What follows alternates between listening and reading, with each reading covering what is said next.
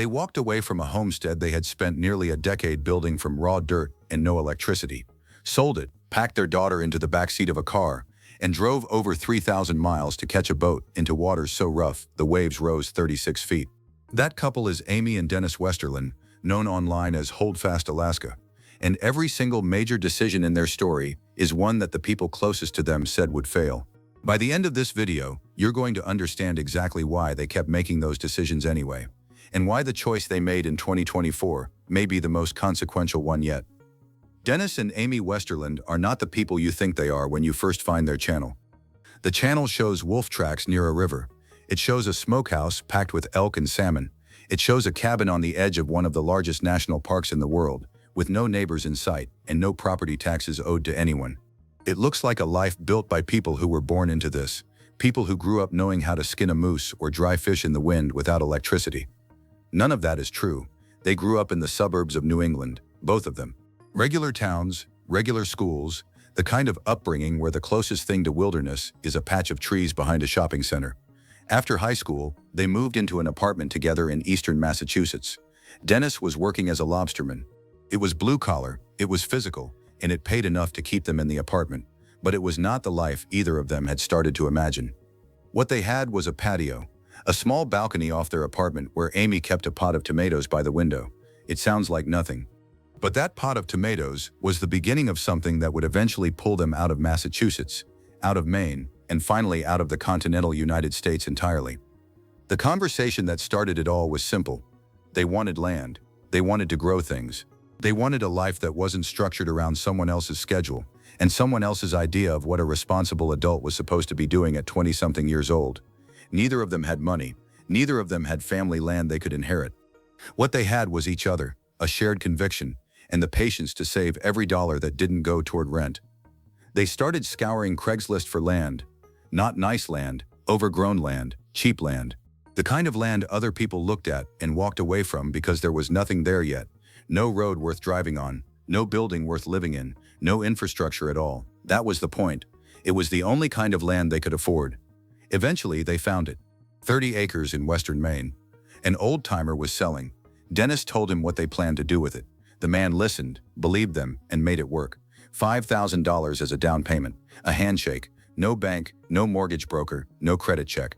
Just two people and a piece of overgrown Maine mountainside. And if you think that was the decision that shocked everyone, stay with me, because this next part is why the whole story matters. Is alla saved Miradaburn that place? March 2011. That is when they moved to the Maine property. There was no cabin waiting for them. No power line running to the edge of the road. No running water, no internet connection, and no infrastructure of any kind. What there was, 30 acres of overgrown land, a freshwater spring, and the two of them. That first spring in summer, they lived in a tent. They cooked over campfires. They bathed in the spring. And when the weather allowed it, they worked. Every clear day was a building day. Every dry week was a week to clear timber, move earth, and lay the foundation of something that didn't exist yet. Their families thought they had lost their minds. This wasn't a gentle skepticism, it was active opposition. The advice from the people who knew them best was to stop, come back, do something practical, get a regular job, buy a normal house. Stop chasing something that wasn't realistic for people who had grown up without any of the skills this kind of life demanded. Dennis and Amy ignored all of it. Over the next 8 years, they transformed that overgrown mountainside into a working off-grid homestead.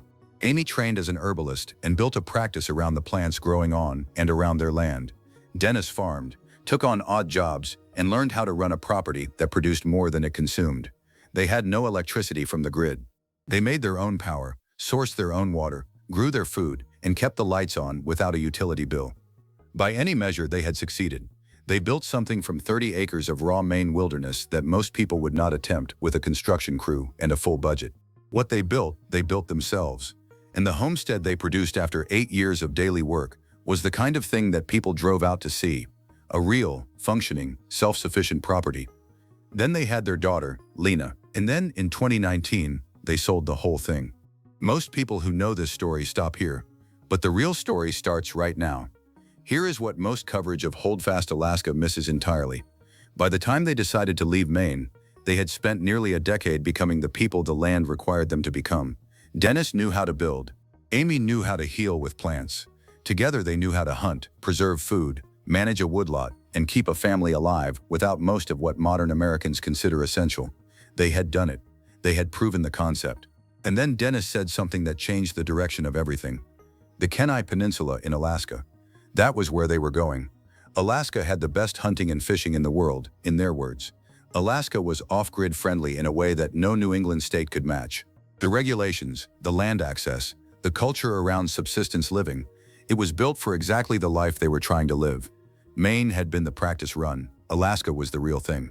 In November 2020, they put their young daughter Lena in the backseat of their car and drove 3,200 miles to Bellingham, Washington. That drive alone took several days. At Bellingham, they loaded the car onto a ferry and sailed north into the Pacific. What happened on that boat is something Dennis still talks about. The seas were 36 feet, not rough weather, 36-foot seas, which is a specific nautical measurement of just how badly the ocean is trying to push you off course. Dennis had worked as a lobsterman. He knew what rough water felt like. This was not that. This was 5 days of holding on and pointing north. They made it. On the Kenai Peninsula, they bought a 2-acre homestead on the edge of Kenai National Wildlife Refuge. They fished for salmon on the Kenai River. They hunted moose. They herd-shared goats with neighbors and worked in the local real estate market to generate income. Dennis and Amy also learned to preserve Copper River salmon the traditional way. No refrigeration, no power needed. Just sun, smoke, and the constant Alaskan wind doing the work that technology usually does. On paper, it was everything. On the ground, something wasn't right. Here's what the comments kept asking, and here's the answer they never got, until now. The Kenai was beautiful. The Kenai was productive. The Kenai was also, in their own words, too crowded, too much like Maine. That is not an insult to the Kenai Peninsula. It is one of the most stunning landscapes in North America, with glaciers coming down into the ocean, rivers thick with fish, and mountains in every direction. For most people, it would be more than enough. For Dennis and Amy Westerlind, after everything they had already walked away from to get there, it felt like a version of what they had already done. The dream was not just to live in Alaska. The dream was to live a true subsistence life, to be in a place where the land could actually feed them without compromise, where the hunting and fishing limits were set for people who needed to eat from the land rather than people who chose it as a weekend hobby. On the Kenai, their family's annual dip net allowance for sockeye salmon was 45 fish. 45 for a full year. For a family trying to live without a grocery store as a backup. That number tells you everything about the gap between what the Kenai could offer and what they were actually looking for. They wanted the interior. They wanted the deep, remote, legally designated wilderness where the rules were written for people who had no other option. They wanted a subsistence zone, not just the word, but the legal classification, which in Alaska means the harvest limits are set to reflect what a family genuinely needs to survive, rather than what a recreational hunter is allowed to take home. In spring 2024, they moved again. This time, they paid cash. A small off-grid log cabin, 7 acres, near the northern entrance of Wrangell-St. Elias National Park, the largest national park in the United States, larger than Switzerland, so remote that entire mountain ranges inside it have never been given formal names. Their mailing address is a P.O. box in Slano, Alaska. Their nearest neighbor is not a short drive away. Their nearest grocery store is 6 hours. And if you think that was surprising, stay with me, because this next part is why the whole story matters. Most people hear subsistence lifestyle and picture a garden and some chickens. What Dennis and Amy are doing is legally different from that, and the difference matters. A subsistence zone in Alaska is not a lifestyle choice. It is a legal designation. It is drawn on a map by state and federal authorities based on the remote location of a community and the lack of resources available to the people who live there. To qualify as a subsistence hunter and fisher within that zone, you have to actually live there, not vacation there, live there, year-round. Once you are in that zone, the rules change entirely. On the Kenai, their sockeye salmon limit was 45 fish per year. In the subsistence zone near Wrangell-St. Elias, that limit rises to 500. 500 sockeye salmon per year, legally harvested and preserved for the family's winter supply. The hunting regulations shift in the same direction. The season opens earlier, the quantities are higher, and the species list is longer. Moose, elk, bear, porcupine, deer, all available under limits that reflect what a family actually consumes across a full Alaskan winter, rather than what a visiting hunter is permitted to take on a 2-week trip. Dennis explained it directly. Their goal, their dream, was to live off the land. That was not a slogan. It was a logistical objective with a specific set of requirements. The Kenai could not meet those requirements at the scale their family needed. The eastern interior, in a federally recognized subsistence zone, could.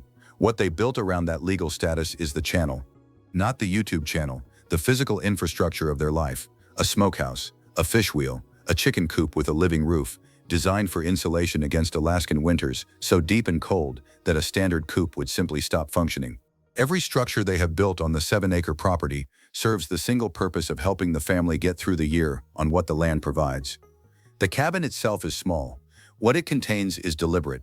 Tall cabinets to maximize every inch of vertical storage, a fireplace that burns the wood they cut themselves, a small balcony where Amy and Dennis drink their coffee in the morning and watch whatever is happening on the edge of the wilderness that surrounds them in every direction. Sometimes what is happening on that edge involves wolves. One phone call, one conversation.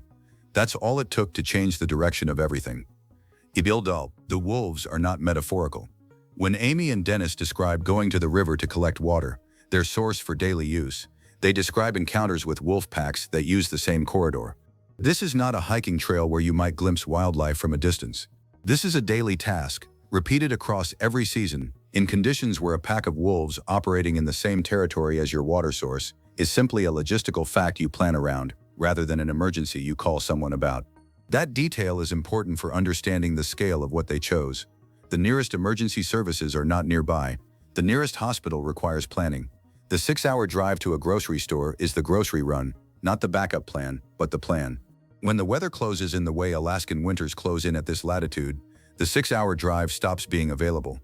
The 17-hour supply run to Anchorage, documented on the channel, is not an exaggeration. It is the actual timeline for restocking food when you live this deep in the interior. Their smokehouse stocked with elk and salmon is not an aesthetic choice. It is the answer to the question of how a family eats when the roads are impassable and the temperature drops to the kind of cold that makes machinery stop working. And yet, in September 2024, the same month they were settling into this cabin on the edge of a wilderness so remote that the nearest Park Service office runs a permit system simply to track who is hunting inside it, Dennis and Amy Westerlind bought a GoPro and started filming. Not because they needed an audience, not because they had a media strategy or a content calendar or a monetization plan. Dennis said it directly.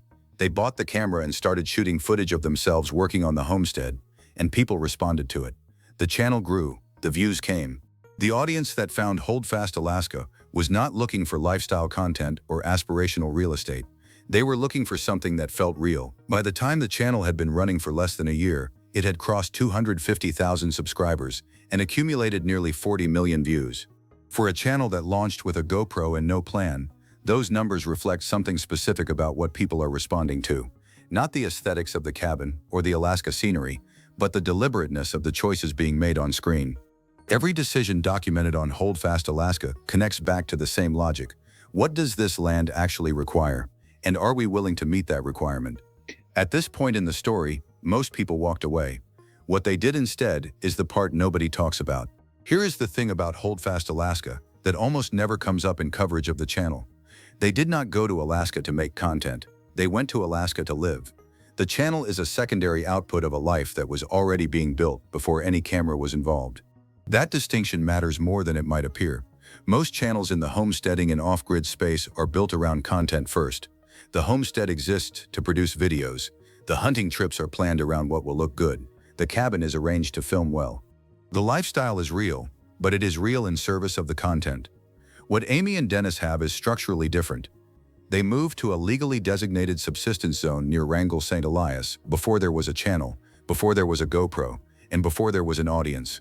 The decision to go to the interior of Alaska, specifically that remote, that deep, that far from any infrastructure, was made on the basis of subsistence requirements, not content strategy. The salmon limits in their zone versus the Kenai are not a talking point. They are the reason the family moved. When they launched the channel in September 2024, they brought an audience into a life that was already operating. They were not building the life for the audience. They were showing the audience a life that had already been built. That gap between building a life and building content is visible in the way the channel runs. There is no announcement format. There are no trend-chasing thumbnails. The channel documents what is actually happening on the property. The fish wheel going into the river, the elk being processed, the snow coming in faster than expected, and what that means for the woodpile. Amy's background as a herbalist surfaces in how the channel treats plants and traditional preservation methods. Dennis's background as a lobsterman, a man used to reading water and weather and working with his hands in conditions that would end most people's days, surfaces in the way he approaches every physical problem the property produces. Their daughter Lena has grown up entirely inside this life. She was in the backseat on the 3,200-mile drive to Bellingham. She was on the ferry through the 36-foot seas. She has never known a childhood that looked like the one her parents grew up with in the suburbs of New England. But here's the part that changes everything about what you just heard. Every previous move Dennis and Amy made was a step towards something. The apartment in Massachusetts was a starting point. The 30 acres in Maine was the first real commitment. The Kenai was the escalation. Each one was harder than the last, and each one produced the skills needed for the next. The 2024 move, paying cash for a cabin near Wrangell St. Elias, in a subsistence zone 6 hours from a grocery store, on 7 acres bordered by over 10 million acres of national land, was not an escalation in the same sense. It was a conclusion. It was the place they had been trying to reach for over 15 years. The people around them, the ones who had watched every previous move and warned against each one, watched this final decision with the same concern. It was the most remote location yet. It was the most demanding life yet. It was the farthest they had ever gone from the infrastructure that most families depend on completely. And they were doing it with a daughter old enough to understand what they were choosing, with no existing support network in the area, and with the Alaskan winter coming. What the channel captures, and what the numbers suggest people are responding to, is the outcome of that choice. The smokehouse full, the fish wheel working, the wolves a recurring presence at the water's edge. The morning coffee on the balcony, looking out at a wilderness that most people will only ever see from an airplane window. Dennis and Amy have said they finally feel like they are living in the wildest place they have ever been. Not the most beautiful, though it is that. Not the most dramatic, though the winters are genuinely extreme. The wildest, the most complete version of the life they described wanting when they were looking at tomato plants on an apartment patio in eastern Massachusetts and deciding that this could not be everything. No property taxes. 10 million acres of hunting and gathering land accessible from their cabin. A smokehouse stocked by their own hands. A daughter who knows how to read weather the way her father learned to read water as a lobsterman. And a YouTube channel, 255,000 subscribers, nearly 40 million views, that came about not because they planned it that way, but because they lived something real enough that an audience found it without being asked. The story of Amy and Dennis Westerlind is not really a story about Alaska.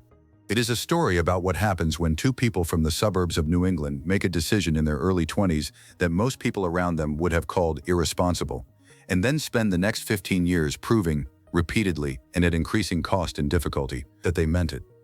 Channel they run now, from a cabin near one of the most remote national parks in North America, is the latest chapter in a story that started with $5,000, a handshake with an old-timer, and 30 acres of Maine mountainside that nobody else wanted. Every decision along the way, Maine, Alaska, the Kenai, the interior, was the one that people close to them said would be too hard, too far, or too unrealistic. Every time, they went anyway. What comes next for Holdfast Alaska is more of the same, in the best possible sense. More seasons, more subsistence harvests, more documentation of what it actually looks like to live in a legally designated wilderness zone, with a daughter, a GoPro, and 15 years of hard-earned skills. The channel is still young. The audience it has built in less than a year suggests that what they are showing people is reaching something that polished homesteading content does not quite touch. So here is the question for the comments. Amy and Dennis walked away from a homestead they spent 8 years building in Maine to start over on the Kenai, and then walked away from the Kenai to go even deeper into the Alaskan interior. Most people would have stopped at Maine and called it enough. Would you have made the same call at any of those moments? Or is there a point in this story where you would have stayed?